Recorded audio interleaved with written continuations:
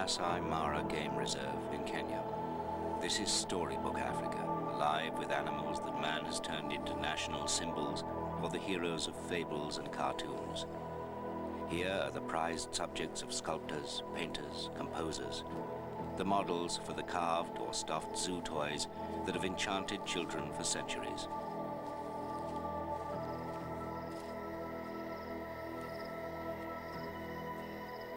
But few of us have ever honored the hyena.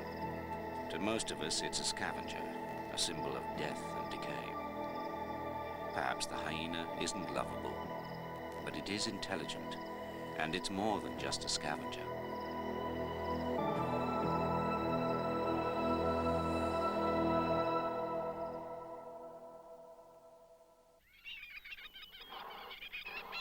Spreading under the African sky are the open plains where the largest concentrations of spotted hyenas are found. Here, each day, one of the most common social events is the feed that follows a kill.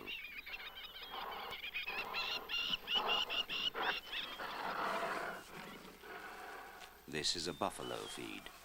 The buffalo was probably killed by hyenas, but the lions have taken over. Here they are the scavengers, a role traditionally assigned to hyenas. Meanwhile, the actual killers are standing by. It's a mistake to typecast hyenas as scavengers. They don't scavenge much more than lions, wild dogs, or other meat eaters. In fact, hyenas are among Africa's most efficient predators. We've learned this only recently. In the past, hyenas were observed mostly during the day when they do most of their scavenging. Hyenas do most of their killing at night. Hyena and lion are almost alike. For this reason, the two animals are prime competitors. Hyenas are apparently killed more often by lions than by any other enemy.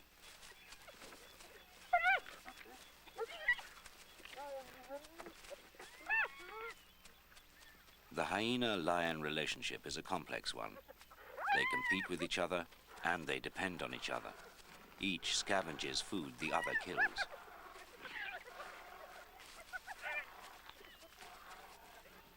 Waiting their turn are the jackals. Also waiting are the full-time scavengers, the vultures. A strict pecking order is followed, most of the time. The hyena tails go up, signaling aggression. One of the lions actually retreats. Another is bolder, but will do well to be on his guard. The hyenas may have waited for days. If their hunger is too much to bear, they will attack a lion and drive it off. Occasionally, the hyenas may kill a solitary lion that's old or crippled.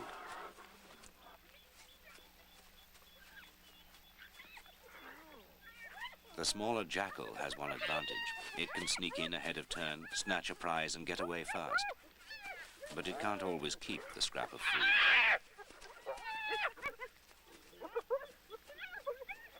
One of the lions decides to take his meal elsewhere.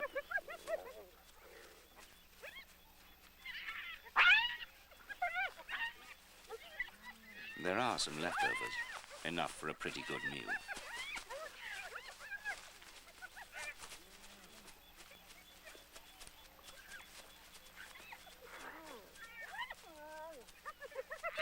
Commuting far over dry country, going without water for days, hyenas rarely pass up a drink.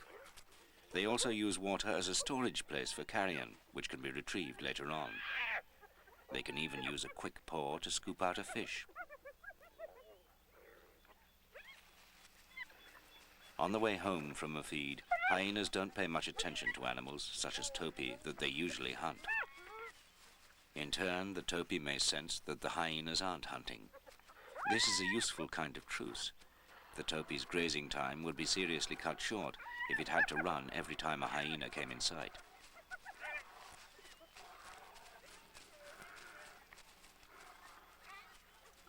Back in the den, the cubs await their mother, who may have been gone for days. The first arrival turns out not to be their mother. Her only aim is to find her own cubs.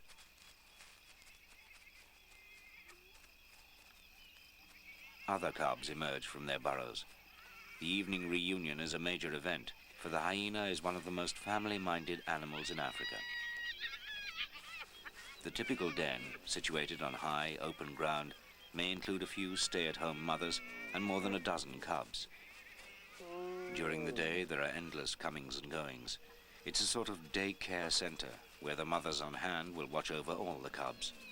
If most mothers are absent, there's usually an adult female without cubs available for babysitting. The quality of care is very, very good. Locating her own cubs may take this female some time. There are many burrows scattered throughout the den area. She will keep searching until she finds her litter. As a rule, cubs are nursed only by their own mothers. This is a more organized community than it appears. Moreover, it's run by females, a truly matriarchal society. Males are seldom allowed near the den because they're known to have cannibalistic tendencies. Female adults, larger than males, may weigh more than 70 kilos.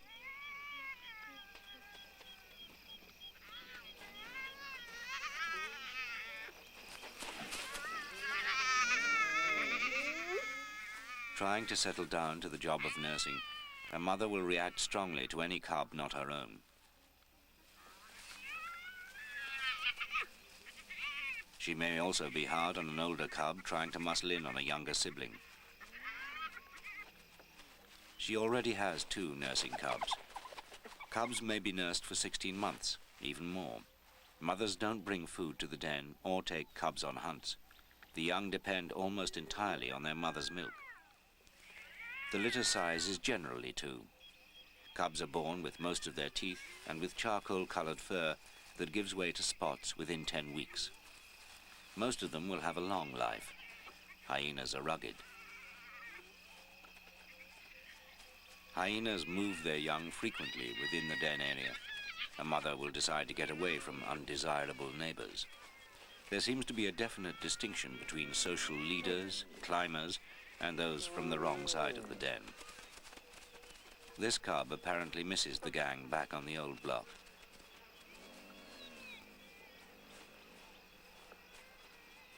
The mother's social position is not a frivolous matter. On it depends the future success of her cubs. The young are better nourished and learn more if she's a pack leader. Hyenas of all ages spend much of their time sleeping, the adults often in makeshift holes out on the plains, the cubs at the den. In their waking hours, the cubs are subject to more discipline than are the young of most other predators. They'll benefit from this in the uncertain world that awaits them beyond the den. A warthog pays an unexpected visit. Although it's ferocious looking, it's no real threat. If anything, the warthog is tempting fate. A hungry adult hyena could kill it in seconds.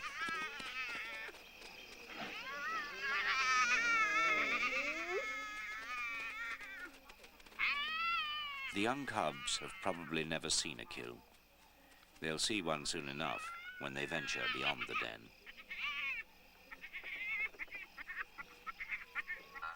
The hyena's world is rich in prey.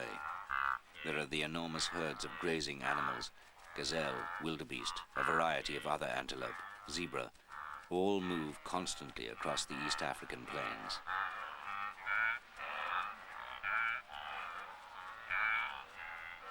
In the selection and pursuit of its prey, the hyena reveals a versatility and ingenuity that are surpassed by few other predators.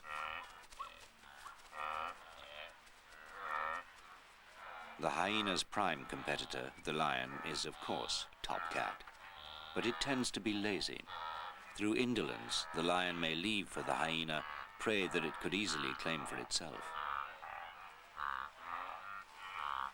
Zebra are favorite lion prey, and the herd usually demonstrates awareness of danger whenever lions appear, lazy or not.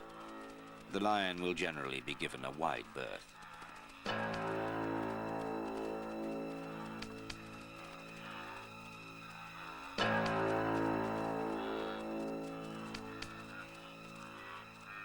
Yet, for reasons unknown, hyenas seem able to approach their prey generally without alarming them. When they decide to attack, they'll charge the animal at close quarters. Long before the prey is in sight, the hyenas have usually located it through their sharp ears and their ultra-sensitive sense of smell. After sighting the target herd, hyenas study it, often checking it for physically inferior specimens. They adapt their strategy of attack to each different prey. As a rule, they attack zebra in packs of 20 or more. Usually a dominant female is in the lead. Having organized in advance to go after zebra, pack members will ignore all other prey. Zebra take flight when hyenas get very close or begin to chase them.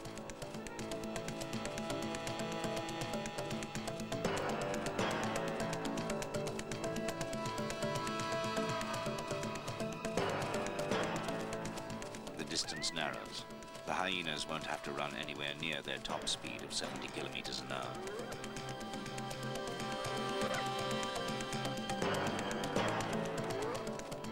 The family stallion keeps mostly behind the herd. His hooves and teeth are effective weapons.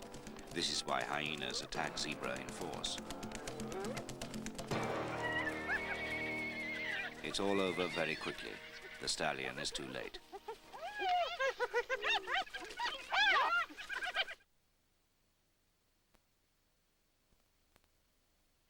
A change of season, dry to wet, hot to cool, brings a change in the herds. The hyena is ready to attack any of these animals as they travel through its territory. It appears to know their habits, their stopping places, their watering places. Observing carefully, taking its time, the hyena measures its chances of success with each different kind of animal.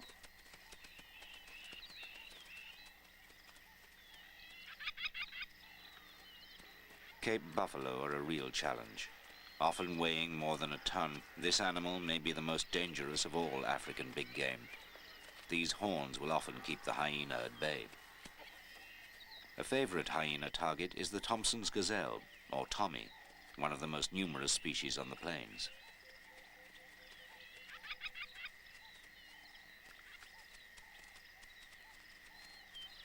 The gazelle is usually hunted by one hyena alone. It doesn't provide enough food for more than one. The gazelle's methods of self-defense are limited. A prime target, the young fawn will lie very still in the grass, trying to escape notice. But the hyena's vision is sharp, and the camouflage may not be effective. When scared, gazelles may adopt a peculiar gait called stotting, a sort of stiff, bouncing walk that may serve to warn other gazelles. The fawn will often flee to its mother, relying on her to distract the predator. Having spotted a kill on the plains, the vultures provide a useful beacon for any scavengers that may have missed the attack. If hyenas have done the killing and lions have failed to hear them or notice the vultures, the hyenas will have the kill mostly to themselves. The feast is not as organized as life at the den, but it's not exactly the pile-up that it seems to be. Just as there's a pecking order among the different species here, there's some protocol among the hyenas. The hyena that led the killing will probably lead the eating. Lesser males and females will have to wait until the leaders have had their fill. But severe hunger will often strain the pecking order.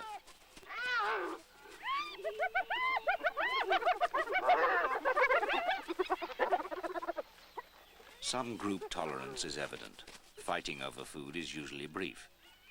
The cubs wait the longest. Meanwhile, they're learning more about the adult world.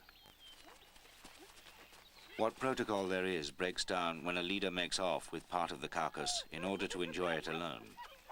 This happens often, and it's a good indication of the hyena's dual nature, both group-minded and independent. Whether at a feed or at the den, the hyena is capable of shifting suddenly from one mode of behavior to the other.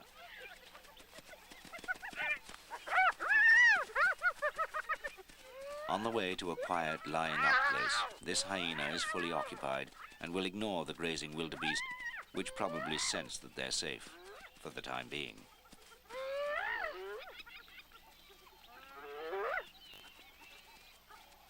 The competitive hyena eats fast. It's equipped with teeth and jaws that can crush bones lions can't manage. Hyenas can even crack all but the biggest elephant bones. An individual may consume 15 kilos at a sitting, perhaps a fifth of its weight.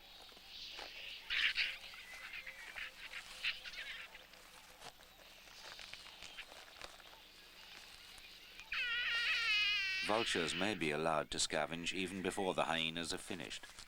The hyenas sometimes snap at them, but rarely attack them, and apparently don't eat them. Perhaps hyenas sense the usefulness of vultures. Seeing them dive down on the plains shows where to find a carcass. Such mutual aid may help to keep the peace.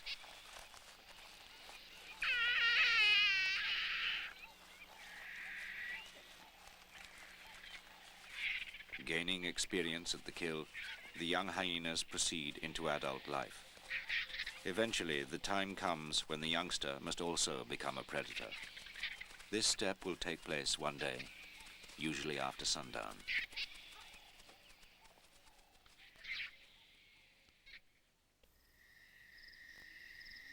Hyenas hunt most actively during the first half of the night, then again less intensively at dawn.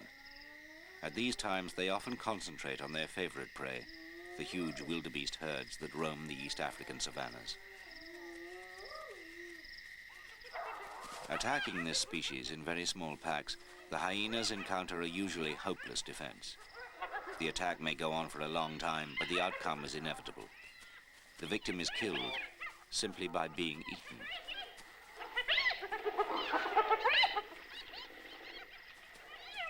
The hyena's various calls and notorious laughing cries can be heard over a wide area, often attracting lions who may undo the night's work by stealing the kill. Hyenas seem intelligent enough to sense that if they kept quiet, they might keep their kill. But this noise seems to serve a fundamental purpose. The various calls may help to strengthen the individual hyena's role within the pack as a whole. Communicating in this way is apparently vital, worth risking the loss of food to the lions.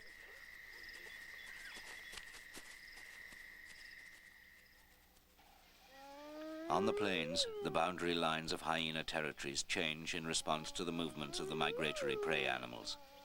A territory will contain one clan, which may include as many as 100 members. Packs of 20 or more regularly go on boundary patrol. They rarely venture beyond their territory, except when hunger drives them. Then they risk confrontation with other clans. Boundaries are marked by depositing scent and by the location of latrines. But the boundaries are often unstable, especially on the plains where the herds are constantly on the move. Although all territorial assertion is related directly to food supply, hyenas apparently often take part in patrols simply because they feel like doing something together. However, the hyena's social life is never more apparent than at the den, the focal point of its territory. When hyenas meet, they perform a full repertory of gestures. Sniffing, raising the hind leg, licking, all serve to establish and confirm dominance, with the lesser animal usually making the overtures. This behavior may serve to keep the hyena clan intact. In exposing its most vulnerable parts, a lesser animal assures its superiors of their social position. This reduces competition and hostility. All these gestures are repeated time and time again, increasing the stability of the group and the place of each hyena in it.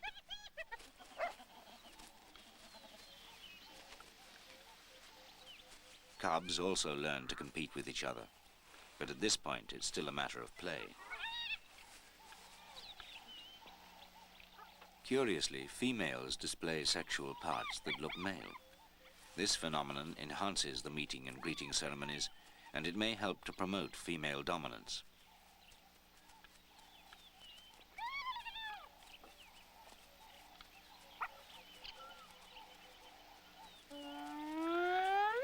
Growing up in this complex and ordered society is not all ritual, rules, and knowing your place. Protected and favored members of the community, the young seem free to be themselves. But more and more, they behave like adults. The competitive spirit pervades every den.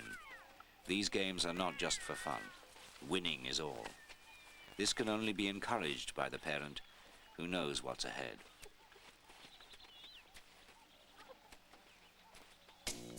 Older cubs sometimes bring home a morsel, which won't provide much nourishment, but will strengthen the teeth. A piece of hide provides more rigorous training. The young learn to be quick and agile. When fights occur, the paws and claws are seldom used. Teeth and jaws are the basic weapons. Learning to use them will turn these youngsters into efficient killers.